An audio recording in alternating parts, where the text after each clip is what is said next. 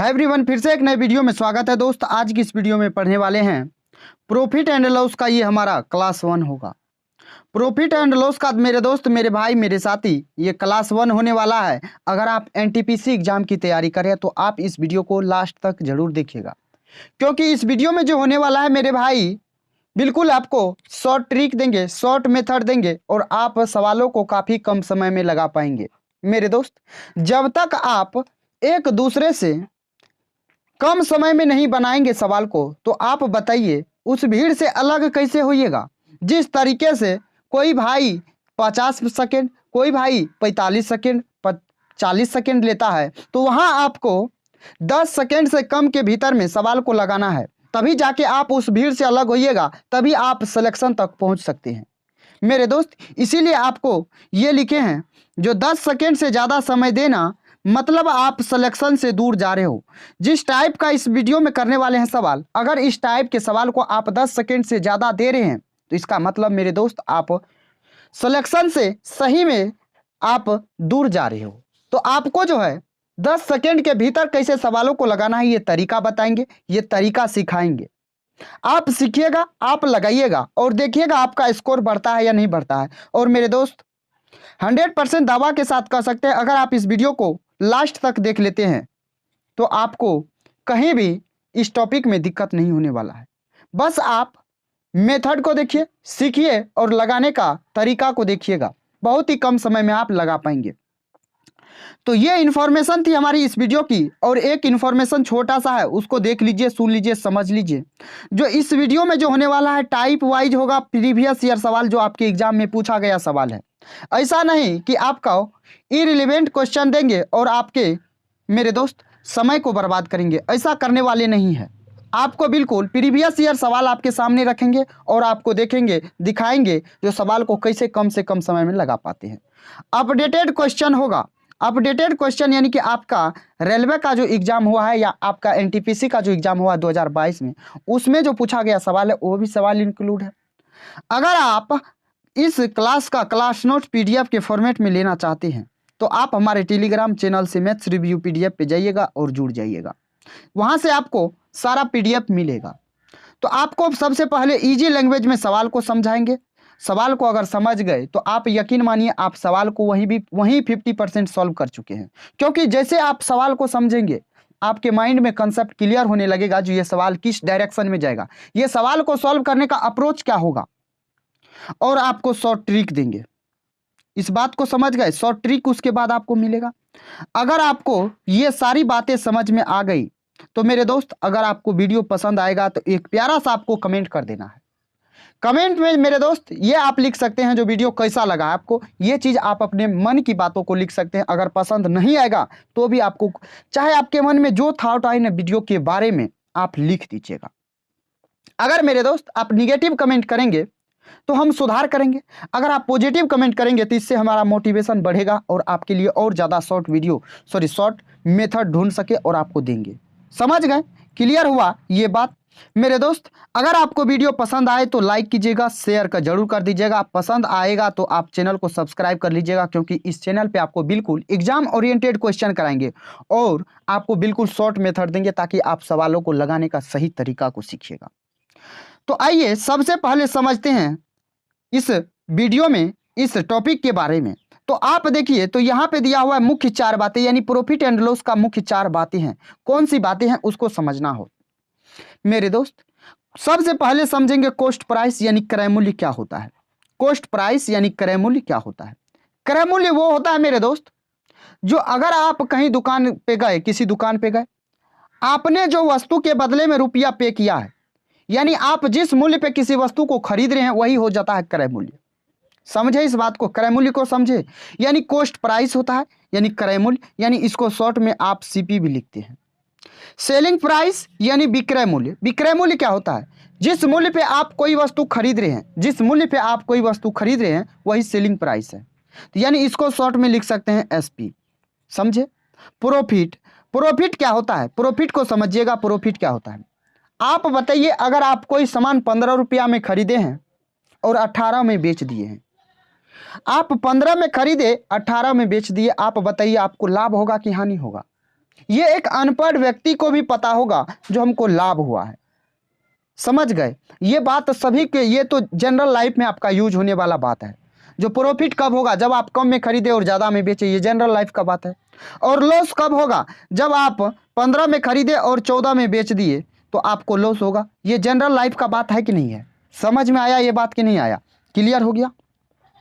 तो आइए मेरे दोस्त, मेरे भाई, मेरे साथी, सबसे पहले कंसेप्ट को समझते हैं, सीखते हैं, उसके बाद आपको शॉर्ट ट्रिक बताएंगे, लगाने का मेथड बताएंगे। तो सीपी हमारा क्या होता है? सीपी जो होता है, आप देखिएगा, सीपी जो होता है, कोई भी सीपी यानी कोई भी वस्तु 100% होता है। कोई भी वस्तु क्या होता है? 100% होता है। और प्रॉफिट दिया हुआ रहेगा आपका परसेंटेज में, प्रॉफिट दिया हुआ रहेगा परसेंटेज में। एसपी जो होता है, एसपी, वो आपका या तो 100% से कम होगा या 100% से क्या होगा? ज़्यादा होगा। यानी आपने जो जितना में खरीदा यानी 100% में खरीदा, या तो उससे कम होगा या उससे ज़्यादा होगा। आप बताइए, अगर ज़्यादा होगा तो क्या करेंगे आप? इसमें प्लस करेंगे कि नहीं करेंगे? 100% में अधिक करेंगे।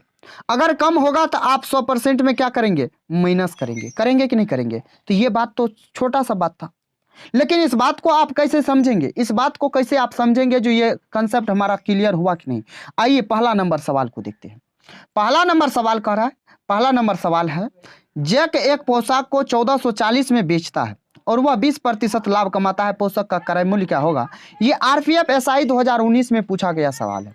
सवाल क्या कहा? सवाल को समझे। 1440 में बेच रहा है, बेच रहा है यानी सीपी से ज्यादा होगा, बेच रहा है यानी सीपी से ज्यादा होगा, होगा कि नहीं होगा? और कह रहा है 20% का लाभ हो रहा है। 20% का लाभ हो रहा है तो मेरे दोस्त 100% तो सीपी होगा। अब 20% का लाभ हो रहा है यानी ये 120% में नहीं बिक रहा है। बिक रहा है कि नहीं बिक रहा है? तो ये जो आपका रियल डेटा है 140, ये 1440, ये 1440 120% का कह सकते हैं वैल्यू कि नहीं कह सकते हैं? बोलिए।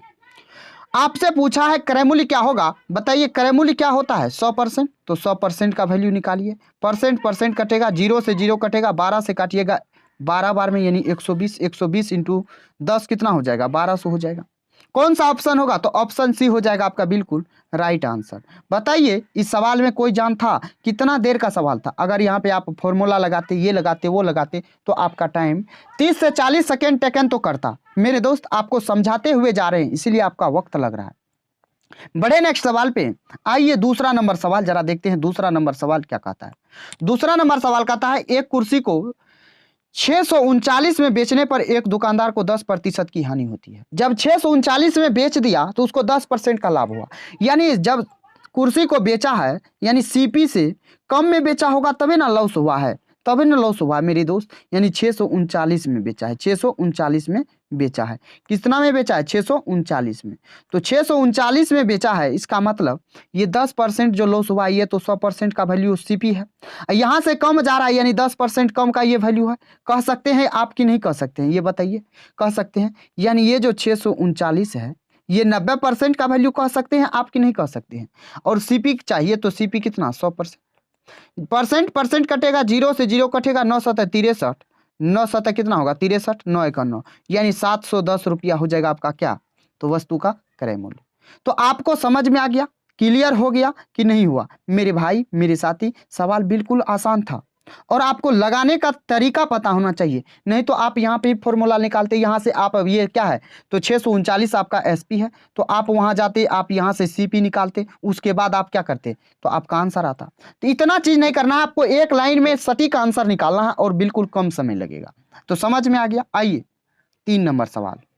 3 नंबर सवाल जरा देखते हैं। 3 नंबर सवाल कह रहा है, यदि किसी व्यक्ति ने 60 रुपये में एक वस्तु को खरीद कर उसे 25% के लाभ पर बेच दिया तो वस्तु का विक्रय मूल्य क्या था? ये एएलपी टेक्नीशियन 2018 में पूछा गया सवाल है। ऐसा आपको कभी नहीं सोचना है, ये एएलपी में पूछा गया है, टेक्नीशियन में पूछा गया है, तो आपके एनटीपीसी के एग्जाम में नहीं पूछेगा। अरे रेलवे के सिलेबस में है ना मेरे भाई, पूछा जा सकता है कि नहीं? तो ये चीज तो नहीं पूछेगा, लेकिन इस कंसेप्ट पे तो पूछ सकता है। जब पूछ सकता है तो आपको कंसेप्ट पता होना चाहिए, कम से कम समय में लगाने का तरीका आपको मालूम होना चाहिए, तभी ना आप लगा पाएंगे। तो जरा देखिए इस सवाल को कैसे लगाना है आपको। 60 रुपया में वस्तु को खरीदा है और 25% के लाभ पे बेचा है। 60 रुपया में खरीदा तो ये 60 रुपया जो है ये 100% का वैल्यू कह सकते हैं आप? कह सकते हैं कि नहीं? कह सकते हैं। और 25% का आपको लाभ चाहिए, यानी आप कितना में बेचना चाहते हैं वस्तु को, 125% में बेचना चाहते हैं कि नहीं बेचना चाहते हैं? तो मेरे दोस्त आप कहेंगे बेचना चाहते हैं। परसेंटेज कटेगा, 25 से काटेंगे तो ये 25 चौका हो जाता है कितना, तो 100। ये 25 पंचा होता है 125। 4 से काटेंगे ये 15 बार में, 15 पचा बताइए 75 होता है कि नहीं होता है? 15 पचा 75 होता है कि नहीं होता है? तो आप कहेंगे होता है। जब होता है तो हमारा राइट आंसर यही ना होगा, यही होगा। तो जरा देखिए कौन सा ऑप्शन है, तो ऑप्शन नंबर ए में है ना। तो आपका यही बिल्कुल राइट आंसर हो जाएगा। आइए चौथा नंबर सवाल जरा देखिए, इसमें दो डेटा दिया हुआ है, लेकिन आप भी इस सवाल को एक लाइन में आंसर निकाल सकते हैं, लेकिन कैसे, तो समझिएगा। यहां पे आपको ज्यादा झंझट नहीं करना है, सवाल को लगाने का अप्रोच को देखिए। कहा जंको ने एक वस्तु को 12% की हानि के साथ 220 में बेच दिया। 220 में बेचा, लेकिन 12% का लॉस हो गया। 12% का लॉस हो गया, यानी सीपी से कम में बेचा है। सीपी से कितना कम में, 12% कम में। यानी ये जो 220 रुपया है, ये 18% का वैल्यू, 88% का वैल्यू कह सकते हैं। 10% का लाभ चाहिए, तो उसे कितना बढ़ाना चाहिए था, यानी उस वस्तु के मूल्य को कितना रुपया बढ़ाना चाहिए था, ये बात पूछा है। यानी 100 रुपया का वस्तु है तो उस पर कितना अंकित करेगा कि उसको 10% का लाभ होगा, यही बात करा सवाल में, यही बात करा, कंसेप्ट करा। तो जरा देखिए सुनिए, ये जो 220 रुपया है, ये 220, ये किसका वैल्यू है, 12% कम, यानी कितना का, 88% का। आपको क्या चाहिए, जो कितना अधिक में बेचना चाहिए, यानी 100%, यानी 100% वस्तु का क्या होगा, मूल्य होगा, उससे 10% अधिक, उससे क्या 10% अधिक, यानी 10% जब अधिक करेंगे तो 10% का ना चाहिए हमको वैल्यू। 10% का वैल्यू चाहिए कि नहीं चाहिए मेरे दोस्त, आप बताइए। 10% का आपको वैल्यू चाहिए ना, क्योंकि आप 10% ही एक्स्ट्रा कर रहे हैं। तो 10% का निकाल लीजिए, आपका आसानी से निकल के आ जाएगा। परसेंट कटेगा, 22 चौका होता है 88। 2 से काटेंगे 2 बार में, 2 से काटेंगे 5 बार में, 2 से काटेंगे ये 5 बार में, 5 25 रुपया अधिक मूल्य पे बेचना होगा या बढ़ाना होगा। तो ये बात आपको समझ में आ गया, क्लियर हो गया, सवाल समझ में आ गया कि नहीं आया? आइए 5 नंबर सवाल देखते हैं। 5 नंबर सवाल कर रहा है, मूर्ति ने 17% के लाभ पर जूते के जोड़े को 2223 रुपया में बेचा। कितना, 17% के लाभ पे बेचा, यानी 100% से अधिक में बेचा है, यानी 2223 में बेचा। तो जूतों के जोड़ों का मूल्य कितना था, ये भी ग्रुप डी 2018 में पूछा गया है। यहाँ जो है 2223 रुपया है ना, ये कितना का वैल्यू हो जाएगा, 17% के लाभ पे बेच रहा है, यानी कि 100% तो होगा, और 17% लाभ, यानी 117% का वैल्यू। कहा जूते के मूल्य क्रय मूल्य कितना था, यानी कितना अधिक में बेचना, सॉरी कितना में खरीदा था। तो कितना में खरीदा था, 100% में खरीदा था। परसेंट कटेगा, जब इसको आप काटेंगे तो ये कटेगा 19 बार में, यानी 19 इंटू 100, बताइए 1900 होगा कि नहीं होगा? आपका कौन सा आंसर हो जाएगा? तो आपका राइट आंसर हो जाएगा ऑप्शन नंबर डी। तो मेरे भाई मेरे साथी, आपको समझ में आ गया, क्लियर हो गया कि नहीं हुआ? समझ में आ गया। तो आइए आते हैं 6 नंबर सवाल, जरा 6 नंबर भी सवाल को देखिएगा। 6 नंबर भी लाजवाब सवाल है। सवाल ये बात कर रहा है, जो एक वस्तु को 2332 में बेचने पर एक व्यक्ति को 12% की हानि हुई। वस्तु का क्रय मूल्य कितना था, ये CBT 2 में पूछा गया है, NTPC के CBT 2 2022 में पूछा गया है कि नहीं गया है? तो जरा देखिए 2332 रुपया में क्या कर रहा है, 2332 रुपया में वस्तु को बेच रहा है, लेकिन 12% का लॉस हो रहा है। जब 12% का लॉस हो रहा है, यानी ये 88% का वैल्यू हो जाएगा। आपको चाहिए क्या, तो वस्तु का क्रय मूल्य यानी 100%। तो जरा 100% से गुना कर दीजिए, परसेंट कटेगा। 11 से काटिए, 11 88 होता है, 11 से इसको काटिए, 11 दूना 22, 11 का 11, फिर यहाँ बचेगा 2, 11 दूना 22। यहाँ जब आप 4 से काटेंगे तो 4 दूना होता है 8, 4 से यहाँ काटेंगे 4 पंच हो जाएगा 20, 4 तिया 12। 2 से काटेंगे 50 बार में, 50 इंटू 53 कितना हो जाएगा 0, 5 तिया 15, 5 25 एक कितना हो जाएगा 26। यानी यहाँ से जो आपका आया है 2650, ये आपका क्या हो जाएगा, तो वस्तु का CP हो जाएगा। क्लियर हो गया, समझ में आ गया? 2650 कौन सा ऑप्शन में है, तो 2650 आपके ऑप्शन ए में है। आइए नेक्स्ट जरा सवाल को देखते हैं। नेक्स्ट सवाल भी हमारा NTPC में पूछा गया है। कहा एक वस्तु को 390 के विक्रय मूल्य पर बेचने पर 20% का लाभ प्राप्त होता है। वस्तु का क्रय मूल्य क्या होगा, यह भी NTPC में पूछा गया है। सवाल ये बात कर रहा है, अगर 390 में वस्तु को बेच रहे हैं तो 20% का क्या हो रहा है, लाभ हो रहा है। यानी 20%, 100% से 20% अधिक में बेच दिया है वस्तु को, तो कहा वस्तु का क्रय मूल्य क्या होगा। जब वस्तु का क्रय मूल्य पूछा है तो मेरे भाई एक बात बताइए, आप इसको बिना सॉल्व किए भी सॉल्व कर सकते हैं। कैसे, तो देखिए 390 में बेचा है तो 20% का लॉस हुआ है, 20% का लाभ हुआ है। तो आपका ये 390 से अधिक तो इसका क्रय मूल्य हो नहीं सकता है, क्योंकि लाभ हुआ है, या 525 तो होगा नहीं, होगा नहीं होगा। और उसके बाद आपका दो ऑप्शन बच जाता है, इस दो ऑप्शन में आपको कन्फर्म होना है। तो जरा देखिए ऑप्शन से निकाल लीजिए। तो आप ये भी कह सकते हैं ये 390 120% का वैल्यू है ना। आपको चाहिए 100%। परसेंट कटेगा, 20 छा के होता है 20 से, 20 पंचा होता है 100, 6 से काटेंगे 6 बार में, 6 छछा के 36, 6 पंचे 30, ये 5 25 हो जाएगा। कौन सा आंसर हो जाएगा, तो ऑप्शन सी हो जाएगा 325। तो मेरे भाई आपको समझ में आया, क्लियर हुआ कि नहीं हुआ। अगर समझ में आ गया तो आइए आते हैं 8 नंबर सवाल पे। कहा एक मेज को 330 रुपया में बेचने पर एक व्यापारी को 10% का लाभ प्राप्त होता है। 330 में वस्तु को बेच रहा है लेकिन 330 में जब बेच रहा है तो उसको 10% का क्या हो रहा है, प्रॉफिट हो रहा है। यानी वो 10% एक्स्ट्रा में बेचा है, जितना में खरीदा यानी 100% में खरीदा था तो 10% एक्स्ट्रा पे बेचा है। तो मेज का क्रय मूल्य पूछा है, ये भी एनटीपीसी 2021 में पूछा है। यहां बताइए ये 330 आपका 110% का वैल्यू आप कह सकते हैं कि नहीं। और आपको मेज चाय का मूल्य चाहिए, क्रय मूल्य 100%, है ना। प्रतिशत काटिए, 0 0 खत्म, यानी 11 तिया 33, कितना हो जाएगा 300। कौन सा ऑप्शन है, तो ऑप्शन बी में दिया हुआ आपका राइट आंसर। तो मेरे दोस्त जब तक आप कम से कम समय में लगाने का सवाल को तरीका को आप नहीं जानेंगे तो बोलिए आप सवाल में ज्यादा वक्त लगाएंगे कि नहीं लगाएंगे। आपका सिलेक्शन में बाधा आ सकता है कि नहीं ये टाइम। तो इसीलिए आपको कम से कम समय में लगाना जरूरी है, लगाना सीखना जरूरी है। तो आइए 9 नंबर सवाल, जरा 9 नंबर सवाल देखते हैं। कहा रघु ने 66 रुपये में खिलौने खरीदने के बाद इसे 15% के लाभ पर बेच दिया, खिलौने का विक्रय मूल्य कितना था। ये एएलपी टेक्नीशियन में पूछा गया है। क्या कहा सवाल, 66 रुपया में खरीदा है और 15% के लाभ पे बेच दिया, तो कह रहा कितना बिक्री मूल्य पे बेचा है। यानी खरीदा है तो यानी 100%, है ना। तो ये 100% का वैल्यू होगा। उसके बाद 15% के लाभ पे बेचा, यानी 100% पे तो खरीदा ही था और 15% का लाभ कमाना चाहता है, तो 100% से अधिक 15% पे जाना होगा ना, तभी ना उसको 15% का लाभ होगा, यानी 115%। परसेंट करता हूँ, 5 से काटिएगा 23 बचा होता है 115, 5 से काटिएगा ये 20 बार में, 2 से काटिएगा तो ये आपका हो जाएगा 33, यहाँ हो जाएगा 10, इसको गुना कीजिएगा तो 75 9 हो जाएगा, बटे में हो जाएगा 10। ठीक है, पॉइंट दे दीजिएगा, यानी ये हो जाएगा 75.9 हो जाएगा। कौन सा आंसर होगा, तो आंसर ऑप्शन सी हो जाएगा।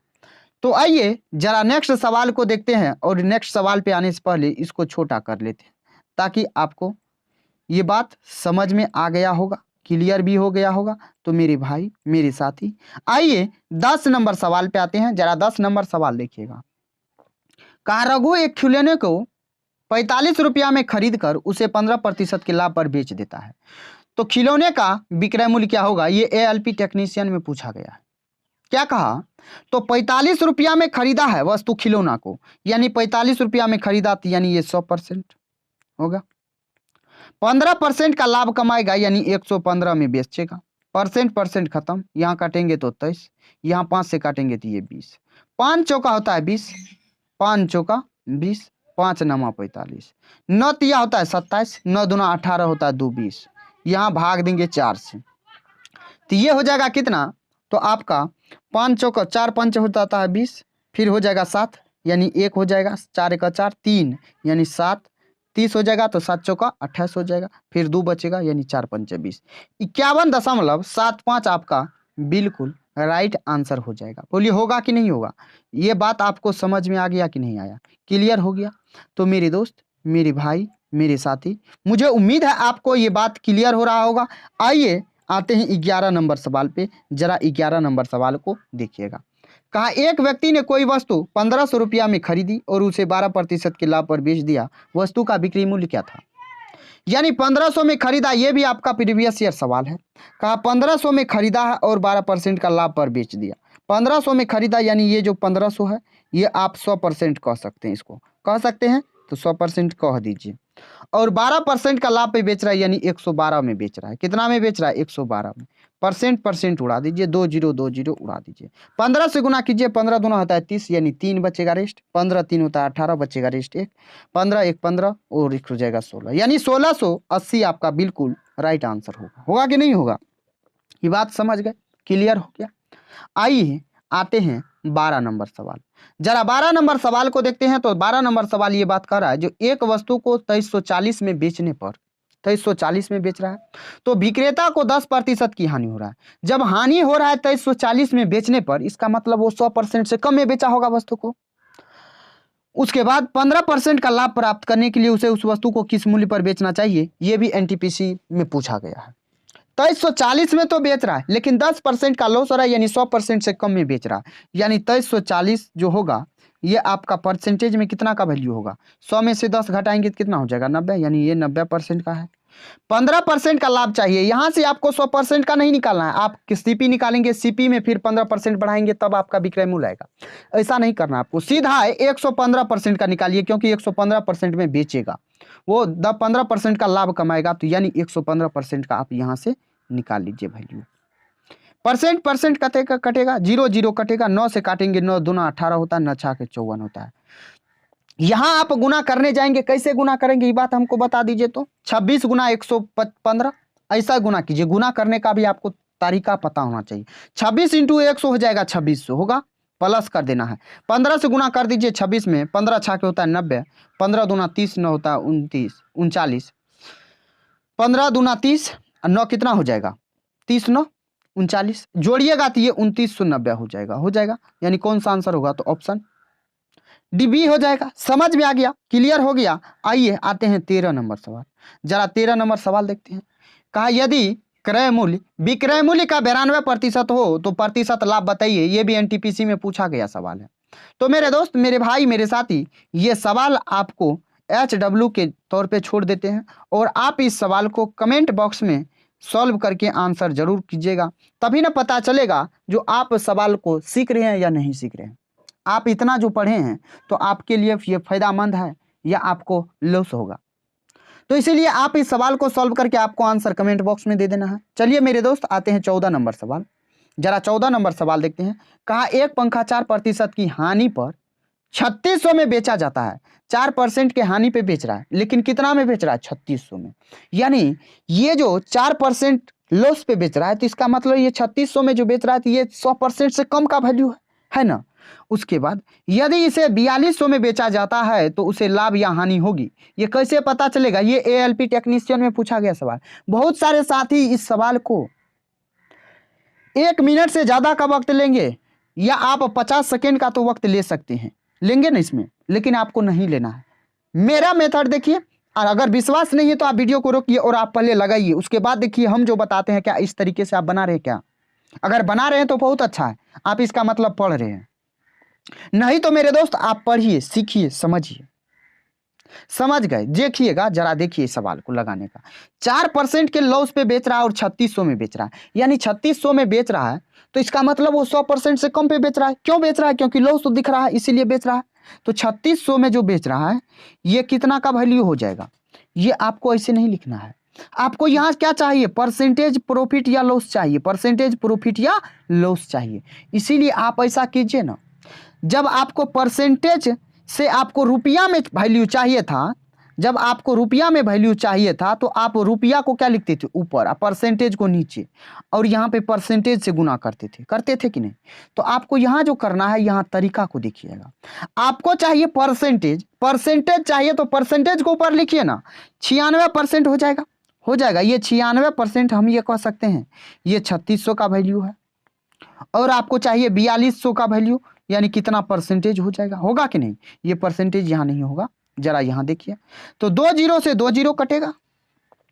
6 से काटिएगा तो ये 6 छः के 36, 6 सतह होता है 42, यहाँ काटिएगा 16 छः के 96, 16 सतह होता है 112%। यानी वो वस्तु को जब 4200 में बेच रहा है, इसका मतलब वो 112% में बेच रहा है। जब 112% में बेच रहा है तो उसका उसमें सीपी कितना है उसका घुसा हुआ, तो उसमें उसका सीपी है मेरे दोस्त 100%, है ना। यानी ये जो 12% एक्स्ट्रा हो रहा है इसको, ये 12% क्या है जरा बताइए ना। 12% इसका लाभ है कि नहीं है? तो इसका लाभ है, तो कौन सा आंसर होगा? तो ऑप्शन बी हो जाएगा।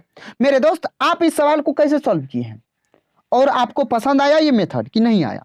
तो जरा आइए ना नेक्स्ट सवाल 15 नंबर देखिए। 15 नंबर सवाल है। सवाल क्या है जरा देखिए। कहा अतुलित एक पुरानी साइकिल 4000 में खरीदता है और इसकी मरम्मत के लिए 400 रुपया खर्च करता है। ठीक, यदि वह इसे साइकिल को 5000 में बेच देता है तो उसका लाभ प्रतिशत क्या होगा? ये एनटीपीसी 2021 में पूछा गया है। बोलिए इस सवाल में जान नहीं है। जब 4000 में खरीदा है और 400 रुपया एक्स्ट्रा खर्च किया है तो यानी उसका सीपी टोटल लग कितना गया? 4400, और 5000 में बेचा है यानी 600 का लाभ हुआ ना लाभ। फिर भी तो लाभ हुआ किस पे? 4000 पे आपको काउंट नहीं करना है, 4000 वाला भी इसमें ऑप्शन होगा, समझ गए। तो आपको 4400 पे काउंट करना है, यानी जितना आपके जेब से लगा रहा है वही आपका सीपी है और आपको चाहिए 100%। जरा काट दीजिए, परसेंट कटे, सॉरी परसेंटेज तो रहेगा ही, परसेंटेज तो रहेगा ही, 2 जीरो से 2 जीरो खत्म हो जाएगा। यहाँ आप 4 से काटेंगे तो 11 बार में 4 से काटेंगे तो ये 150, जब जिसको भाग दीजिएगा तो ये आएगा 13 सही 7/11%। समझ गए? क्लियर हो गया। आइए 16 नंबर सवाल देखिए। कौशिक ने एक खिलौने को 160 रुपया में खरीदा और 180 रुपया में बेच दिया तो लाभ क्या होगा? ये एएलपी टेक्नीशियन में पूछा गया सवाल है। दरअसल इस सवाल को 1 नंबर में रखना चाहिए था, लेकिन इस सवाल को रखा है 16 नंबर में। कोई बात नहीं, रखा तो क्या हुआ, लेकिन यहां भी आपको सिखाएंगे ना, सिखाना तो मेरा फर्ज है ना। तो 160 में खरीदा है, आपको ऐसे ही सवाल आसान है तो आप निकाल सकते हैं। जैसे 20 का लाभ हो रहा है 160 पे हो रहा है तो यहाँ लिखेंगे 100% से गुना कर देंगे। ये तो आसान है तो आप निकाल लेंगे, यानी 100/8 होता है 12.5%। समझ गए? ये तो आप आसानी से निकाल लेंगे, लेकिन इसका मेथड आपको पता होना चाहिए ना। हो सकता है 1,45,500 दिया होगा, किसी में 1,56,600 दिया होगा, या आपको घटाने में ऐसा सवाल दे सकता है जो आपको घटाने में परेशानी आ सकता है। तो आप ऐसा कीजिए, जो रेशियो ले लीजिए। ये तो आपको मेथड है, लेकिन आपको एक मेथड और बता देते हैं, रेशियो मेथड। समझ गए? तो यहाँ ये मेथड को रहने दीजिए। आप ऐसा कीजिए रेशियो मेथड से, यानी इसको जो सॉल्व करते हैं रेशियो से, आप जो यहाँ पे लीजिएगा तो मेरे दोस्त, मेरे भाई, मेरे साथी, तो आइए इस सवाल को रेशियो से एक बार देखते हैं। मेरे दोस्त यहाँ देखिएगा 160 में खरीदा है और बेचा कितना में है? तो 180 में बेचा है। जब 180 में बेचा है और 160 में, तो जरा इसको रेशियो लीजिए ना। परसेंटेज काटिए, यहाँ से 2 से काटिएगा, ये 8 बार में 2 से काटिएगा 9 बार में। यहाँ देखिए तो 8 का वस्तु कितना में बिक रहा है? 9 में। यानी क्या हो रहा है? 8 रुपया में आप खरीदे, 9 रुपया में बेच रहे, यानी आपको क्या दिख रहा है? 1 रुपया का प्रॉफिट दिख रहा है। किस पे? 8 पे। और 100% से निकालिएगा तो ये क्या आ जाएगा आपका? ये आपका आ जाएगा परसेंटेज। तो यहां से आप देखेंगे तो ये इस तरीके से भी आपका 12.5% आ रहा है। तो आइए जरा नेक्स्ट सवाल देखते हैं, और आज का ये लास्ट सवाल है। बहुत ही शानदार सवाल है, लेकिन इस सवाल को लगाइएगा कैसे, जरा इसको मेथड को समझिएगा। कहा एक विक्रेता ने 200 क्विंटल गेहूं खरीदा, ठीक, 1200 रुपया प्रति क्विंटल की दर से खरीदे। उसने 10,000 रुपया उसके भंडारण पर खर्च किया। परिवहन और भंडारण यानी जमा करने में, रखने में, लेबर खर्च में, ठीक है। यदि वह 13 रुपया प्रति किलोग्राम की दर से यह गेहूं बेचता है तो उस विक्रेता को लाभ क्या होगा? ये एनटीपीसी 2021 में पूछा गया सवाल है। जरा यहां देखिएगा तो एक बात हमको पहले बता दीजिए, जो 1 क्विंटल में कितना गेहूं होता है? 1 क्विंटल में कितना गेहूं होता है? 1 क्विंटल में मेरे दोस्त 100 केजी होता है। 1 क्विंटल में कितना होता है? तो 100 केजी होता है। जब 1 क्विंटल में आपका 100 केजी होता है तो यहाँ 200 क्विंटल है तो कितना केजी हो जाएगा? इसका आवश्यकता तो अभी नहीं है, लेकिन आवश्यकता अभी नहीं है, लेकिन है, तो इसको लिख लेते हैं 1 क्विंटल को 100 केजी, ठीक है। तो यहाँ सबसे पहले समझते हैं। तो 200 क्विंटल है और 1200 रुपया प्रति क्विंटल, तो यहाँ गुना कीजिएगा तो कितना रुपया हो जाएगा? तो 2,40,000 हो जाएगा। यहाँ से हमको दिख रहा है 240 रुपया, ये क्या हो जाएगा इसका? 240 रुपया 2,40,000 ये आपका सीपी हो जाएगा। और ये 10,000 भी इसी में इंक्लूड होगा, यानी आप यहाँ से सीधा आसानी से ये कह सकते हैं 2,50,000, 2,40,000 प्लस 10, 2,50,000। ये बात आप आसानी से कह सकते हैं। उसके बाद 13 रुपया प्रति किलोग्राम की दर से क्या कर रहा है, बेच रहा है। जब 13 रुपया प्रति किलोग्राम की दर से बेच रहा है तो यहाँ पे आपको किलोग्राम चाहिए, यानी 1 क्विंटल में 100 किलोग्राम, तो 200 क्विंटल में कितना, 200 से गुना करना होगा, यानी 20,000 हो जाएगा। 20,000 केजी, 20,000 केजी हो जाएगा। 13 से गुना कीजिएगा तो ये 13 दूना 26 होता है, यानी 2,60,000 यहाँ से हो जाएगा। यहाँ से कितना हो जाएगा, 2,60,000। ठीक है। जब यहाँ से आप इसको या तो रेशियो ले लीजिए या आपको घटाने, यहाँ तो आसान डेटा है तो आप घटा सकते हैं। 10,000 का क्या हो रहा है, आपको प्रॉफिट हो रहा है। 10,000 का सीधा आपको क्या हो रहा है, प्रॉफिट हो रहा है। किस पे हो रहा है, तो 2.5 लाख पे, 2.5 लाख पे हो रहा है, यानी 2.5 पे 4 को जीरो। ठीक है। यहाँ से 100% निकालिएगा तो ये 2 जीरो 2 जीरो खत्म, ये 2 जीरो 2 जीरो खत्म, 25 का 100, यानी कितना हो जाएगा, यहाँ से आपका 4% प्रॉफिट निकल के आ गया। तो मेरे भाई आपका कौन सा आंसर है, ऑप्शन, किस ऑप्शन में, तो जरा देखिए किस ऑप्शन में है, तो आपका ऑप्शन डी में है। तो क्लियर हो गया, समझ में आ गया। तो मेरे भाई मेरे साथी, मुझे उम्मीद है आपको ये वीडियो समझ में आया होगा, पसंद आया होगा। अगर वीडियो आपको समझ में आया है, पसंद आया है, तो वीडियो को आप लाइक कीजिएगा। चैनल पे नए हैं तो सब्सक्राइब कर लीजिएगा, और आप जिस भी ग्रुप में जुड़े हैं तो वीडियो को शेयर उस ग्रुप में कर दीजिए। तो मुझे उम्मीद है आपको वीडियो पसंद आया होगा। चलिए दोस्त, फिर मिलते हैं नेक्स्ट वीडियो में, तब तक के लिए Jai Hind, bye bye, take care. दोस्त ख्याल रखिएगा अपना और अपने परिवारों का।